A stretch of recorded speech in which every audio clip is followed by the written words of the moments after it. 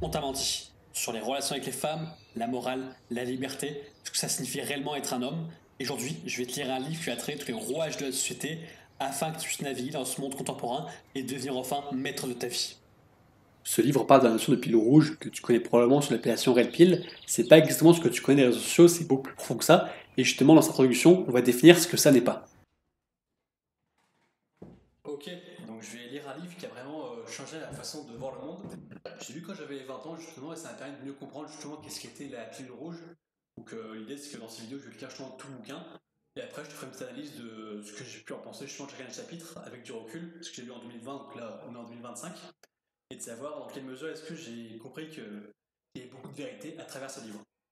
Sans plus tarder on va commencer. 20 principes de la pilule rouge, une introduction au monde tel qu'il est. Qu'est-ce que ce livre? Parce qu'il n'est pas toujours facile de résumer en quelques mots, ni même quelques phrases, la pensée pilule rouge, il nous a semblé utile d'en résumer à grands traits les principaux éléments dans un petit opuscule facile d'accès, lisible par tous et qu'on puisse mettre entre presque toutes les mains. Qui l'a écrit? Néo-Masculin est un collectif qui gère les produits et les contenus du site néomasculin.com qui malheureusement n'existe plus. Aujourd'hui, justement, si tu vas sur le site, le nom de domaine a été changé, donc c'est plus le même site qu'à l'époque.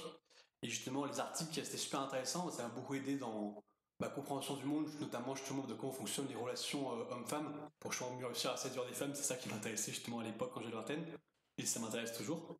Et malheureusement, justement, le livre n'est plus disponible, et enfin, le livre est toujours disponible, mais par contre, les articles, parce qu'il y en a plusieurs centaines, ça ne l'est plus. Et l'idée, c'est que justement, ça regroupe les meilleurs articles à travers ce livre, et donc c'est pour ça que je vais te le dire. Et si jamais t'es intéressé, bah, tu peux juste taper néo-masculin pile rouge, tu pourras trouver le PDF sur internet. Sinon, je t'ai glissé un lien directement dans la bio, comme ça tu peux juste cliquer et pouvoir le télécharger toi-même. Et lire de ton côté, justement, à tête refroidie pour justement mieux explorer ces différents concepts. Alors, qu'est-ce qu'on peut faire avec ce livre? Outre le lire, vous pouvez sans problème le diffuser, le citer, le critiquer et le partager, donc ce que je vais faire à travers ces vidéos. Qu'est-ce qu'on ne peut pas faire avec ce livre?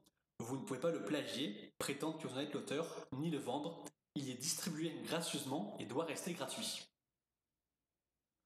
Ce que la pensée pilule rouge n'est pas. Il peut être utile, afin d'en clarifier le propos, de ne pas laisser place à aucune ambiguïté. De commencer par établir ce dont nous ne parlons pas ici. Plus précisément, tout ce que la pensée pilule rouge, telle qu'elle va être définie dans les pages qui suivent, n'est pas et ne sera jamais. La pilule rouge n'est pas un dogme. La pensée pilule rouge ne détient pas la vérité. Elle s'intéresse davantage au fait de dénoncer les mensonges, les contre-vérités, les illusions, les sophismes qu'à définir un credo fixe. L'objectif n'est pas la formation d'une école de pensée, ni d'une religion, encore moins d'une secte, mais bien de contribuer à la libération intellectuelle, sociale et morale des hommes. À ce titre, on peut éventuellement la considérer comme une philosophie ou comme une certaine vision du monde, mais en aucun cas comme un dogme. La pile rouge n'est pas un parti. La pensée pile rouge n'est alliée à aucun mouvement politique en particulier. En revanche, une fois la pile rouge assimilée, il devient difficile de continuer à croire à un certain nombre de principes ou de dogmes partisans. La pile rouge n'est pas infaillible. Nul ne prétend que la pile rouge donne un mode d'emploi du monde infaillible et absolu. Il ne s'agit que d'une grille de lecture, d'une série de guides conceptuels et comportementaux. Certainement pas, et surtout pas, des règles à suivre en tout cas et en tout lieu. C'est à chacun d'établir ses propres règles dans sa propre vie. D'un point de vue philosophique, on peut considérer la pile rouge comme une forme d'éthique, davantage comme une forme de morale. La pile rouge n'est pas morale, parce que la vérité n'est pas morale, que le réel ne l'est pas non plus, et que la morale est une construction personnelle. La pensée pile rouge se veut amorale dans son approche du monde. Cela ne veut pas dire qu'elle renie toute éthique ni toute vertu. Cela signifie qu'elle se refuse à considérer les choses en termes de bien et de mal, de gentil et de méchant. Le monde réel n'est pas celui d'un film Disney. Pour le comprendre, il convient de l'aborder sans a priori, sans se demander ce qui est juste et ce qui ne l'est pas, sans se demander ce qui est moral et ce qui ne l'est pas. Dans bien des cas, la perspective morale est un leurre qui empêche une vision claire du réel. C'est une fois cette vision claire établie que l'homme peut décider d'un code moral, mais il ne doit pas, au nom de la morale, refuser de voir ou de considérer certains aspects du réel. La pile rouge n'est pas misogyne. Si la pensée pile rouge fait souvent référence aux femmes, c'est essentiellement parce que celle-ci occupe une place considérable dans l'esprit et les préoccupations quotidiennes des hommes. et parce que les mensonges liés aux relations entre les sexes sont innombrables, énormes et souvent très dangereuses pour les hommes. En revanche, la pile rouge n'a a priori rien contre les femmes.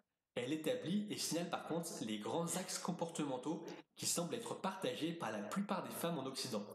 Par ailleurs, la pile rouge admet qu'hommes et femmes ont des natures différentes sur le plan relationnel, social, intellectuel, moral, amoureux et sexuel. Constater ces différences n'amène cependant pas à établir une hiérarchie entre les deux sexes. La pilule rouge n'est pas réactionnaire. Et réactionnaire, celui qui veut revenir à un état antérieur des choses, moyennant quoi, le malade qui veut recouvrer la santé peut être considéré comme réactionnaire, mais ceci est une autre histoire. Si la pensée pilule rouge invite à tirer des leçons du passé et à ne pas considérer nos ancêtres comme plus stupides que nous et à ne pas systématiquement adhérer à une idéologie au seul motif qu'elle serait nouvelle, elle ne prétend en aucun cas qu'il serait souhaitable de revenir en arrière. L'histoire ne repasse pas les plats. Ce qui est passé appartient au passé. Ce à quoi la pilule rouge encourage, c'est au contraire de se servir des leçons de l'histoire comme du temps présent pour établir, inventer une nouvelle approche du masculin, de la virilité de l'homme. La pilule rouge n'est pas pour tout le monde. La pensée pilule rouge ne s'adresse pas à tous. Certaines personnes sont tout simplement incapables de l'appréhender pour la bonne et simple raison que la philosophie pilule rouge exige un minimum de sens de la logique, de détachement émotionnel, de rationalité et de culture. La bonne nouvelle, c'est que la plupart des choses peuvent s'acquérir et qu'à quelques rares exceptions près, toute personne équipée d'un cerveau en état de marche peut le faire. Cela ne veut pas dire que tout le monde le souhaite. La pensée pilule rouge se refuse généralement au prosélytisme, entre autres parce que la pensée pilule bleue, c'est-à-dire l'adhésion simple et béate aux dogmes et aux visions du monde que nous sont couramment enseignés, est bien confortable et flatte bien davantage la paresse, l'égoïsme, la vanité et la lâcheté de l'individu. Enfin, la pilule rouge ne fait pas le bonheur. Ne vous attendez pas, en adhérant à la pensée pilule rouge, à ce que vous deveniez plus heureux et pourvu d'une vie plus enrichissante d'un coup de baguette magique. Dans un premier temps, c'est même le contraire qui risque de se produire. Au final, il est bien possible que quelques temps plus tard, vous trouviez en effet plus heureux, plus libre et plus accompli dans votre existence, mais cela ne sera le fait de vos propres efforts et de vos propres travaux. La pilule rouge peut vous indiquer le chemin et vous suggérer des pistes, mais pas faire le boulot à votre place. Donc voilà pour l'introduction. L'idée après, c'est qu'on va avoir 20 chapitres, donc je vais faire une vingtaine de vidéos pour à chaque fois lire ces différents chapitres et expliciter en quoi c'est appliqué moi dans ma vie.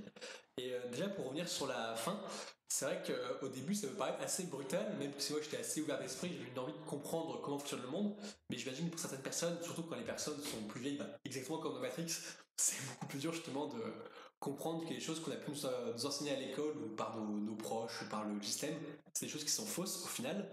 Donc c'est vrai que c'est important, je pense, de comprendre ces choses assez jeunes et comprendre vraiment dans quel mode de fonctionnement on vit. Et moi, ça m'a aidé justement à mieux cerner les choses et justement voir des choses qui me paraissaient pas cohérentes.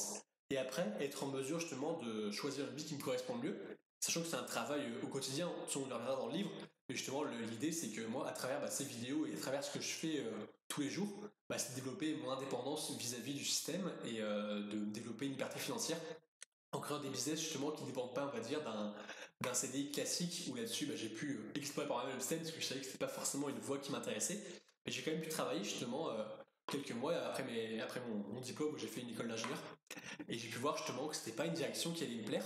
Et l'idée, c'est que j'ai déjà cette pensée pilule rouge, j'ai réussi à me projeter dans les années à venir. Parce que ce qui est marrant, c'est que en étant en école d'ingénieur, on peut se dire que la plupart des gens sont très intelligents, mais au final, ce qui est assez curieux, c'est que les gens se projettent très peu. Souvent, on va se dire quand on est en école d'ingénieur, c'est quoi le prochain partiel qu'on va avoir, la prochaine soirée, le prochain stage. Mais personne n'a une vision vraiment à long terme. Alors que moi, ce que j'avais justement, je sais pas que je fais une généralité, mais c'est vrai qu'il y a plein de gens qui font juste au jour le jour et ils vont voir justement quel va être le prochain stage, le prochain métier, et ça pas vraiment ce qu'ils veulent faire d'ici 20 ans, ils sont assez perdus au final, ce qui est assez normal en fait, parce que c'est le monde qui nous construit comme ça. Et moi, à l'inverse, j'ai mieux défini ce que je voulais faire dans la vie, et c'est pour ça que j'ai pu justement mettre en place des choses pour avoir ce que je veux dans la vie. Et justement, sur le point de vue de la santé, je fais du sport depuis que je suis très jeune, donc là-dessus, ça va, j'ai la chance je pense, de pas avoir de maladie, enfin, la chance, je fais les efforts aussi physiques pour rester en bonne santé, bien manger et ne pas avoir de maladie. Sur le point de vue relationnel, c'est ça qui m'a attiré vers la pilule rouge, c'était de mieux comprendre les femmes pour réussir justement à mieux séduire les femmes et être dans l'abondance vis-à-vis justement des relations avec les femmes et pouvoir justement ne pas être dans une sorte de misère sexuelle. c'est quelque chose qui m'a pris un peu de temps, et vraiment un peu de temps, ça a pris 1 an pour mieux comprendre, et chaque année, en fait, c'est vraiment exponentiel, c'est-à-dire que j'ai pu avoir de plus en plus de femmes tous les ans. Et l'idée, c'est que là-dessus se passe très bien, justement, maintenant j'ai acquis les techniques pour être justement en mesure d'approcher plein de femmes et d'avoir plein de femmes autour de moi, et justement de pouvoir m'amuser vis-à-vis de ça, et après aussi de poser mes limites pour justement pas que les relations aillent trop loin, et aussi être clair sur ce que je veux, pour toujours avoir une bienveillance, parce que c'est vrai que c'est important d'avoir une forme de bienveillance, en tout cas c'est un de mes principes. Et là, ce qui manquait, c'était plutôt sur l'aspect financier, parce que du coup, j'ai fait des études pendant très longtemps. Moi, ça m'a pris 6 ans parce que j'ai pu aménager par rapport au sport, toujours essayer de construire une vie qui nous ressemble. L'idée, c'est que je fais du sport à haut niveau et que j'ai pu aménager mes études. Donc, j'ai fait mes études pour mon bac plus 5 en 6 ans au lieu de 6 pour pouvoir ne pas rater le sport. Et donc, dans l'idée justement de faire le parcours classique, d'avoir un diplôme puis avoir un travail, j'ai commencé justement en ayant un travail, je me suis rendu compte que c'était pas du tout un truc qui me plaisait et qu'il y avait forcément d'autres moyens de s'enrichir plus rapidement, parce qu'au final, le but, on va dire, quand on réfléchit brutalement, de travailler, c'est gagner de l'argent. Et en fait, avoir un petit CDI, c'est pas forcément le meilleur moyen d'avoir de l'argent. C'est pour ça que je pense que c'est plus intelligent d'aller s'orienter vers d'autres types de business, et c'est exactement ce que je fais. Et en fait, c'est le fait d'avoir assimilé ce livre qui m'a projeté dans cette sorte d'énergie justement d'aller rechercher ce que je veux, et aussi comprendre qu'en fait c'est possible d'avoir ce qu'on veut et qu'on n'est pas obligé de dépendre de ce à quoi la société nous conditionne, on va dire, on dit non, toi tu as le droit qu'à ça, tu as le droit qu'à tant de choses, et c'est vraiment tu es capable de pouvoir accéder à tout ce que tu veux. Bien sûr, faire des efforts, mais l'idée c'est que justement il faut comprendre dans quelle mesure tu dois faire des efforts, et également qu'est-ce que tu veux réellement dans la vie. Et c'est un truc qui m'a aidé justement à la lecture de ce livre, c'est pour ça que je vous le partage aujourd'hui, et on se retrouve dans la prochaine vidéo justement pour le prochain chapitre.